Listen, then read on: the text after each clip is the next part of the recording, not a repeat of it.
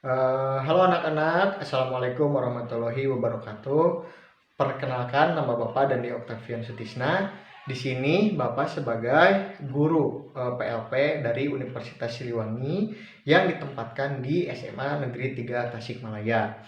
Nah, sebelumnya Bapak di sini akan mengajar kelas 12 IPS, mata pelajaran geografi. Nah, sebelum kita memulai ke materi, alangkah baiknya kita berdoa menurut agama dan kepercayaannya masing-masing. Berdoa dimulai.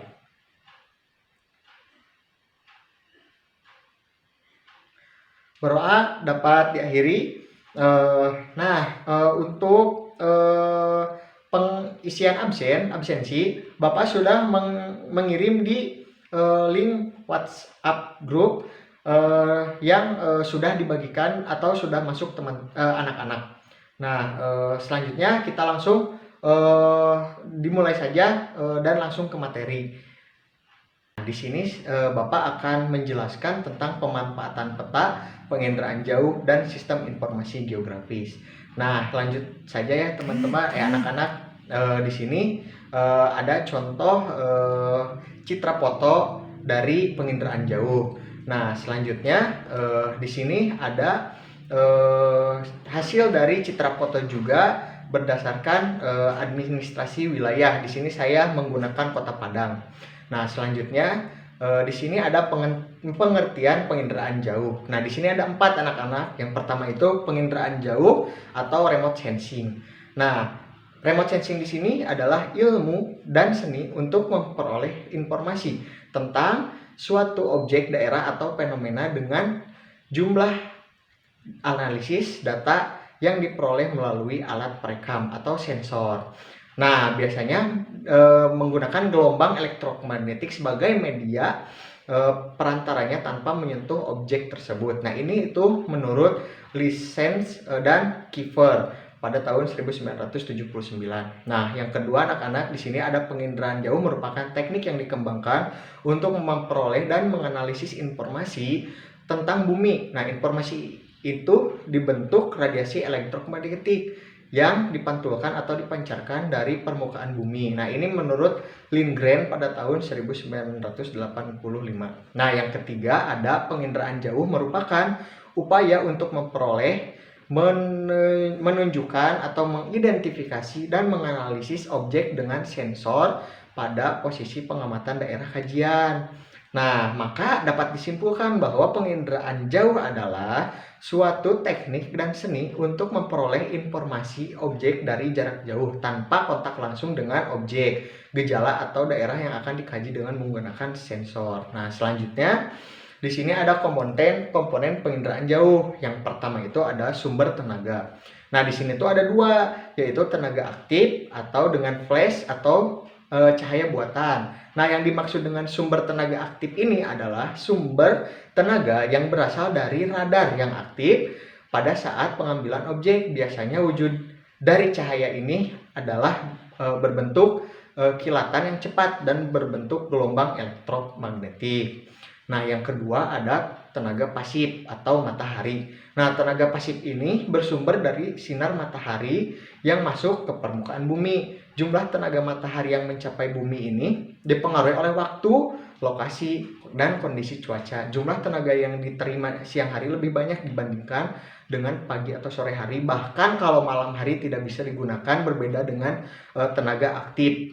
Nah, yang selanjutnya di sini contoh dari citra satelit. Nah, yang pertama itu ada radiasi matahari. Nah, radiasi matahari ini langsung dipantulkan ke sasaran atau objek. Nah, dari sasaran objek ini terus diteruskan ke detektor radiometer. Nah, terus disalurkan lagi ke elektronik dengan dengan perekam dan monitor hingga menjadi digit atau tape citra. Nah, selanjutnya di sini ada yang kedua dalam komponen penginderaan jauh, yaitu atmosfer. Nah, energi yang masuk ke permukaan bumi tidak seluruhnya sampai, tapi hanya sebagian kecil masuk ke permukaan bumi. Nah, energi tersebut dihambat oleh atmosfer melalui serapan, dipantulkan, dan diteruskan. Nah, apakah kalian masih ingat atmosfer, anak-anak? Nah, atmosfer adalah lapisan udara yang menyelimuti bumi. Nah, tidak semua spektrum gelombang elektromagnetik dapat sampai di permukaan bumi karena dalam atmosfer ada proses pembaruan dan penyerapan. Penyerapan dilakukan oleh molekul atmosfer. Sedangkan spektrum gelombang elektromagnetik yang dapat mencapai bumi disebut dengan jendela atmosfer. Nah, selanjutnya di sini ada interaksi antar tenaga dan objek. Nah, dalam perekaman objek diperlukan wahana, tenaga alami, atau bantuan atau buatan. Objek yang direkam, alat sensor dan deteksi atau detektor. Nah, tenaga yang memancarkan ke permukaan bumi atau objek akan memantul dan direkam oleh alat atau sensor namanya, anak-anak. Pada sensor terdapat alat atau mendeteksi detektor. Nah, di mana detektor yang ada pada alat dipasang pada wahana seperti balon udara, pesawat, dan satelit. Nah, tiap objek mempunyai karakteristik tentunya dalam memancarkan atau memantulkan tenaga ke sensor. Pada dasarnya, pengenalan objek dilakukan dengan menyidik karakteristik spektral objek yang tergambar pada citra. Nah, selanjutnya yang keempat yaitu wahana dan sensor. Nah, wahana itu apa sih? Nah, di sini ada wahana adalah kendaraan yang berfungsi untuk meletakkan sensor saat dilakukan proses perekaman. Nah, merekam objek permukaan bumi bisa dilakukan di angkasa maupun di luar angkasa. Nah, wahana yang digunakan di penginderaan jauh diantaranya ada balon udara, pesawat terbang, pesawat ulang-alik, dan satelit. Nah, setiap jenis kendaraan memiliki kerincian objek yang berbeda. Nah, yang kedua itu ada sensor. Nah, sensor ini yaitu yang pertama fotografik. Bedakan berdasarkan wahana yang digunakan. Atau sensor yang digunakan sistem fotografik adalah kamera.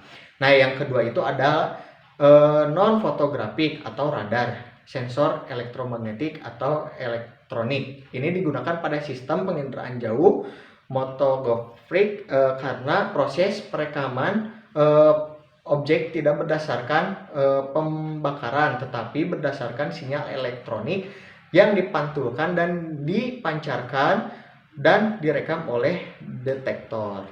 Nah, yang kelima itu ada kelima perolehan data.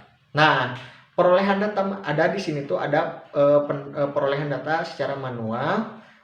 Nah, di sini tuh data manual didapatkan melalui kegiatan interpretasi citra. Guna melakukan interpretasi citra secara manual, diperlukan alat bantu bernama stereoskop. Nah, stereoskop dapat digunakan untuk melihat objek dalam bentuk 3 dimensi. Nah, terus selanjutnya perolehan data digital atau numerik. Data numerik atau digital diperoleh melalui penggunaan software. Nah, khusus penginderaan jauh yang ditetapkan pada foto udara biasanya diinterpretasi secara manual. Nah, yang selanjutnya di sini ada penggunaan data. Nah, penggunaan data itu adalah orang atau lembaga yang memakai data penginderaan jauh. Data penginderaan jauh dapat dimanfaatkan dalam berbagai bidang. Nah, data penginderaan jauh yang memiliki kerincian dan keandalan sangat dibutuhkan oleh pengguna data. Nah, contohnya seperti ini, bisa dilihat gambarnya. Nah, yang selanjutnya di sini tuh ada unsur-unsur interpretasi citra. Ada 9 anak-anak. Nah, yang pertama itu ada rona, yang kedua itu ada warna, yang ketiga bentuk, yang keempat ada ukuran, yang kelima ada tekstur, yang keenam ada pola, yang ketujuh ada bayangan, yang kedelapan ada situs, dan yang terakhir yang kesembilan ada asosiasi. Nah, di sini yang pertama rona. Nah, rona adalah tingkat kecerahan atau kegelapan suatu objek yang terdapat pada citra. Rona pada foto udara van kromatik merupakan atribut bagi objek yang berinteraksi dengan seluruh spektrum tampak yang sering disebut dengan sinar putih. Nah, ini ada contoh gambar yang di samping. Nah, yang kedua itu ada warna anak-anak. Nah, wujud tampak mata dengan menggunakan spektrum sempit lebih sempit dari spektrum yang tampak. Nah, berbeda dengan rona yang hanya menyajikan tingkat kegelapan dalam wujud hitam putih. Nah, warna menunjukkan tingkat kegelapan yang lebih beraneka. Nah, contohnya seperti ini ya, ada hutan, ada sawah di situ. Jadi lebih tampak. Nah, yang selanjutnya itu yang nomor 3 itu ada bentuk. Nah, bentuk di sini merupakan variabel kualitatif yang memberikan konfigurasi atau kerangka suatu objek. Nah, kita bisa adanya objek stadion sepak bola pada suatu foto udara dari adanya bentuk persegi panjang. Demikian pula kita bisa mengenali gunung api dari bentuk gelombang dari bentuknya yang cembung. Nah, sekolahan berbentuk ILU atau kotak. Nah, bisa dilihat sama anak-anak. Nah, di sini itu ada contohnya gambar di samping itu menunjukkan di situ ada yang berbentuk L. Nah, di situ itu biasanya yang berbentuk L dalam peta itu biasanya untuk persekolahan. Nah, kalau untuk yang kotak itu biasanya untuk diperuntukkan untuk melihat stadion dari foto udara. Nah, selanjutnya itu ada yang keempat, ada ukuran. Nah, ukuran ini merupakan citra objek yang antara lain berupa jarak, luas, ketinggian, lereng, dan volume. Nah, ukuran objek pada citra berupa skala. Karena itu dalam pemanfaatan ukuran sebagai interpretasi citra harus selalu diingatkan skalanya. Nah, contoh lapangan olahraga sepak bola dicirikan oleh bentuk segi 4 dan ukurannya yang tetap yakni sekitar 80 meter sampai 100 meter. Nah, di sini ada ukuran adalah atribut objek yang meliputi jarak luas, volume, ketinggian tempat, dan kemiringan lereng. Jadi anak-anak bisa melihatnya di gambar tersebut. Nah, selanjutnya di sini ada 5. Yang kelima itu ada tekstur. Nah, apa sih itu tekstur? Nah, tekstur adalah frekuensi perubahan rona pada citra. Tekstur dinyatakan dengan kasar, halus, dan sedang. Nah, misalnya seperti hutan bertekstur kasar, belukar bertekstur sedang, dan semak bertekstur halus. Nah, tekstur adalah frekuensi perubahan rona pada citra atau pengulangan rona kelompok objek yang terlalu kecil untuk dapat dibedakan secara individual. Nah, ini contohnya di situ ada terlihat yang kasar, yang halus, atau yang sedang. Nah, selanjutnya yang keenam di sini ada pola. Nah, pola itu atau susunan keruangan merupakan ciri yang menandai bagi banyak objek yang bentukannya manusia dan bagi berupa objek alamiah. Nah, contoh seperti di gambar di samping ini, pola aliran sungai yang menandai struktur geologis, pola aliran trellis menandai struktur lipatan. Nah, permukiman transmigrasi dikenali dengan pola yang teratur atau ukuran rumah atau jarak yang seragam dan selalu menghadap ke jalan. Nah, selanjutnya yang ketujuh ada bayangan anak-anak. Nah, bayangan ini bersifat menyembunyikan detail atau objek yang berada di daerah yang gelap. Meskipun demikian, bayangan juga dapat merupakan kunci pengenalan yang penting bagi beberapa objek yang justru dengan adanya bayangan menjadi lebih jelas. Nah, contohnya lereng terjal tampak lebih jelas dengan adanya bayangan. Begitu juga cerobong asap dan menara tampak lebih jelas dengan adanya bayangan. Nah, ini contohnya seperti objek pada jembatan layang. Nah, selanjutnya yang ke-8 itu anak-anak ada situs. Nah, situs adalah letak suatu objek terhadap objek lain di sekitarnya. Misalnya, permukiman pada umumnya memanjang pada pinggir beting. Nah, pantai, tunggul alam atau sepanjang tepi jalan. Juga pesawahan banyak terdapat di daerah-daerah rendah dan sebagainya. Nah, di sini juga ada contoh penggunaan unsur situs untuk mengenali pola pemukiman yang memanjang dan sejajar dengan jalan. Nah, di sini tuh yang terakhir ada asosiasi. Nah, asosiasi ini adalah keterkaitan antara objek yang satu dengan objek yang lainnya. Dengan contoh stasiun kereta api bersosiasi dengan jalan kereta api yang jumlahnya lebih dari satu atau bercabang. Nah, bandara berasosiasi dengan bandara.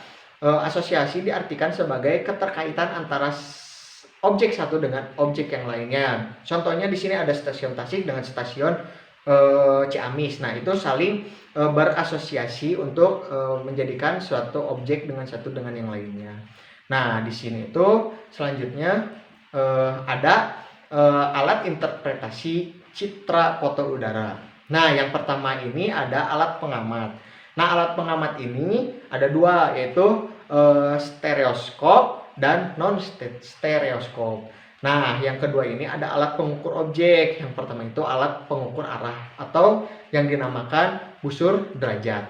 Nah, yang kedua ini ada alat pengukur jarak. Nah, alat pengukur jarak dengan pengukuran jarak sederhana atau penggaris dan alat pengukur teliti atau metal microlear. Nah, yang ketiga itu ada alat pengukur luas, yaitu ada flanimeter, milimeter yang tembus dengan cahaya, elektronik, digiters. Nah, yang selanjutnya ada alat pengukur tinggi atau misalnya mistar, paralaks tangga atau paralaks batang. Nah, yang terakhir ini ada alat pengukur lereng atau paralaks dan alat bantuan ITC. Nah, yang ketiga itu ada alat pemindahan data hasil interpretasi peta. Ada dua, anak-anak. Yang pertama itu alat pemindah data palametrik. Nah, yang kedua itu ada alat pemindah data stereoskopik. Nah, yang terakhir ini yang keempat ada alat analisis digital. Nah, analisis digital itu yang terdiri ada 4, anak-anak. Yang ke satu, ketersediaan data, itu penting sekali ya, ketersediaan data. Yang kedua, teknologi komputer, atau yang ketiga algoritma, yang terakhir metodologi atau strategi untuk analisis. Nah, selanjutnya di slide selanjutnya ini ada langkah-langkah interpretasi citra penginderaan jauh secara visual.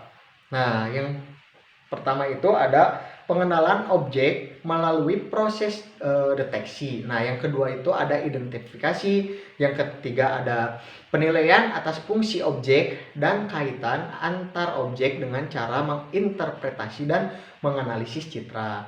Nah, yang keenam itu ada idealis. Yang kelima ada klasifikasi. Yang keempat ada deduksi. Nah, di sini itu ada analisis data digital. Nah, ini itu sebenarnya simple ya. Nah, di sini itu ada yang dalam kotak-kotak itu ada yang nomor 1, 1, 1, 1, 10, 10, 10, 255, 200. Nah, di situ itu dapat dibedakan. Jadi gini. Jadi contohnya ini ada nomor 1, 1, 1 itu. Nah, itu tuh kalau melihat dalam peta langsung, yang nomor 1 itu misalnya kesamaan karakteristik yang ada di lapangan. Begitu juga yang berarti kalau 10 ya berarti yang nomor 1 sama yang 10 itu berbeda karakteristiknya. Kalau sama dengan sama dengan angka itu sama karakteristik di lapangannya. Nah, selanjutnya slide selanjutnya di sini itu ada langkah-langkah interpretasi citra penginderaan jauh secara manual. Nah, di sini itu seperti tadi kita harus menyediakan memakai stereoskop. Nah, di sini itu secara manual anak-anak kalau menggunakan stereoskop. Nah, jadi kalian menggunakan stereoskop dengan menggunakan media peta. Itu secara manual atau secara langsung, tidak menggunakan dibantu aplikasi yang lainnya. Nah, selanjutnya di sini ada manfaat penginderaan jauh. Nah, manfaat penginderaan jauh itu sangat banyak teman-teman ya. Di sini Bapak akan mengambil 7 manfaat. Nah, yang pertama bidang penggunaan lahan.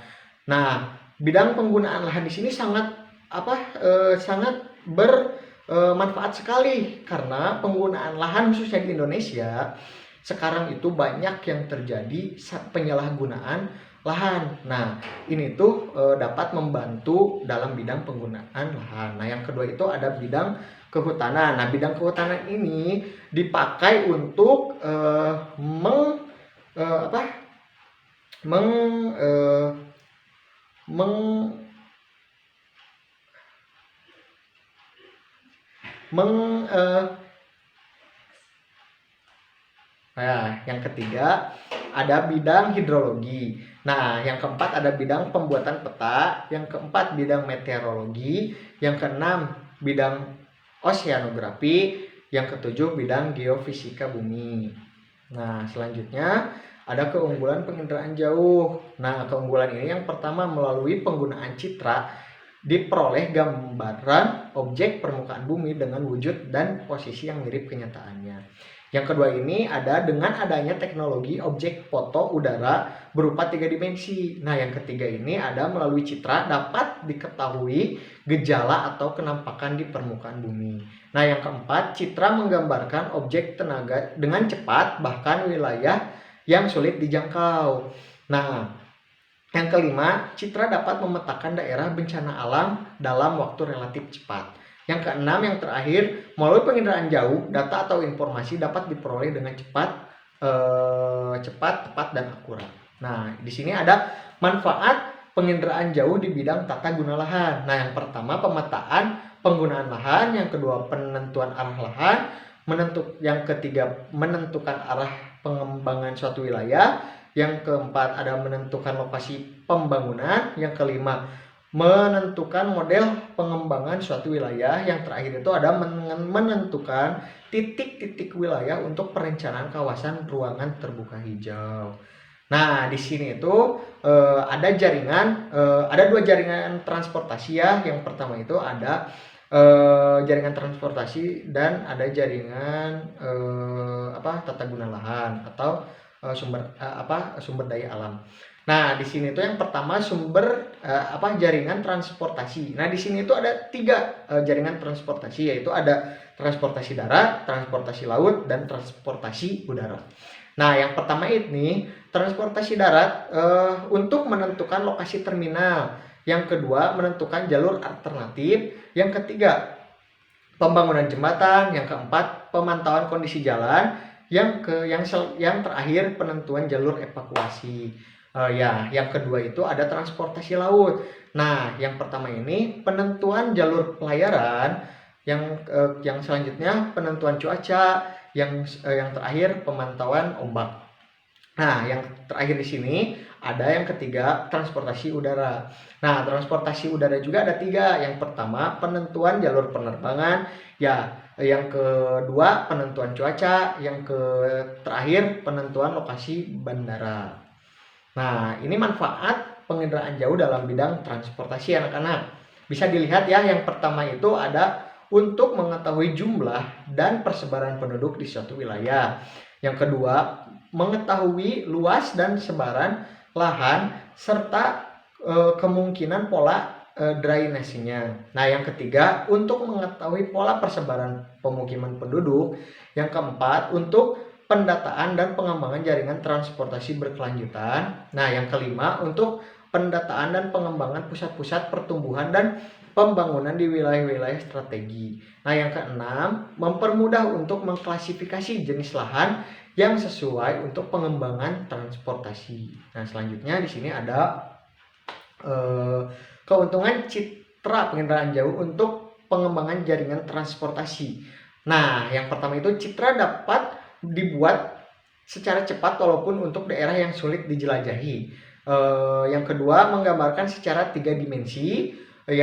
Selanjutnya ketelitian citra dapat diandalkan khususnya untuk daerah teritorial atau daratan. Yang selanjutnya daerah jangkauan citra sangat luas.